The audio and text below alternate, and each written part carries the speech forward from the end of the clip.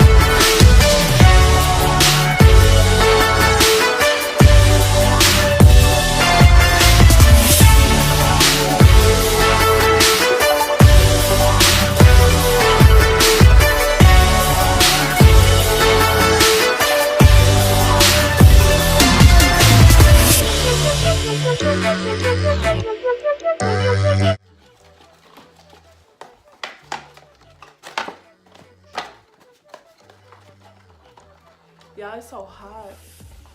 I'm trying to cool down.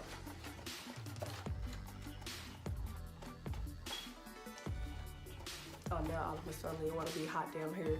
You know, never want to be hot downstairs. Never want to be hot. Okay. Y'all, this is the finished look. It is super hot. Like, why is it so... No. Okay, you guys. I had to go cool down because it was just too freaking hot. So, and I'm still kind of hot, but it's cooling up now. It's cooling down, I mean. So this is the finished look, you guys. It was so... This look is so cute, you guys. This is the finished look.